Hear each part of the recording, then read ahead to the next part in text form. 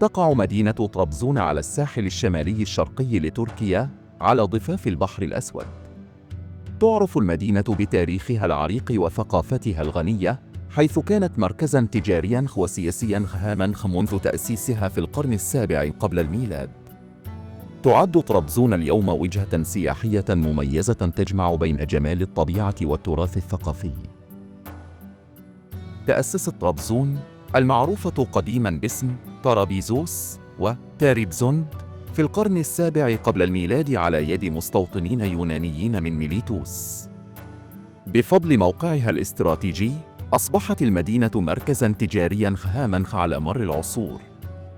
في العصر الروماني، شهدت طرابزون ازدهاراً كبيراً، خاصة في عهد الإمبراطور هادريان.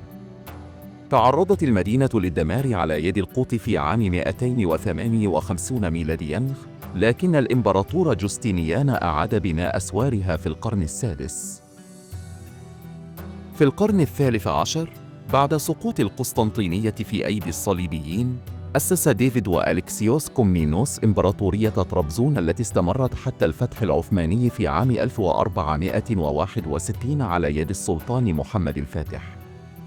خلال العصور الوسطى، كانت طرابزون محطة هامة على طريق الحرير، وزارها العديد من الرحالة مثل ماركو بولو.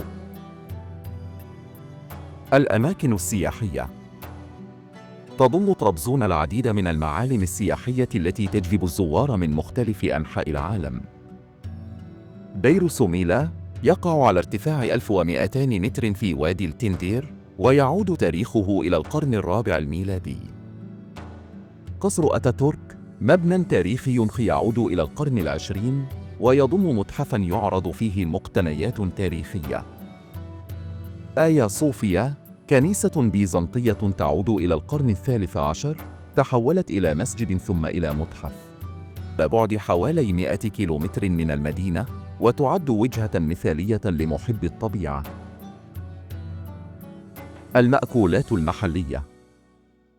تشتهر طرابزون بمأكولاتها اللذيذة التي تعكس تنوع ثقافاتها. كويمك طبق تقليدي مصنوع من الجبن والزبدة والدقيق. همسي سمك الأنشوجة المحضر بطرق مختلفة. خبز طرابزون خبز تقليدي يخبز في أفران خاصة. الفنادق والأسعار. تتوفر في طرابزون مجموعة متنوعة من الفنادق التي تناسب جميع الميزانيات. فندق زورلو جراند فندق فاخر بأسعار تبدأ من $100 لليلة. فندق نوفوتيل طرابزون فندق متوسط الفخامة بأسعار تبدأ من $70 لليلة. فنادق اقتصادية تتراوح أسعارها بين $30 و$50 لليلة. تجمع طرابزون بين التاريخ العريق وطبيعة الخلابة، مما يجعلها وجهة سياحية مميزة. سواء كنت مهتماً بالتاريخ أو الطبيعة أو المأكولات، ستجد في طرابزون ما يلبي اهتماماتك. لا تفوت فرصة زيارة هذه المدينة الرائعة واستكشاف جمالها وثقافتها. من فضلكم، لا تنسوا الاشتراك في قناتنا ليصلكم المزيد من الفيديوهات الرائعة. شكراً جزيلاً لدعمكم المستمر.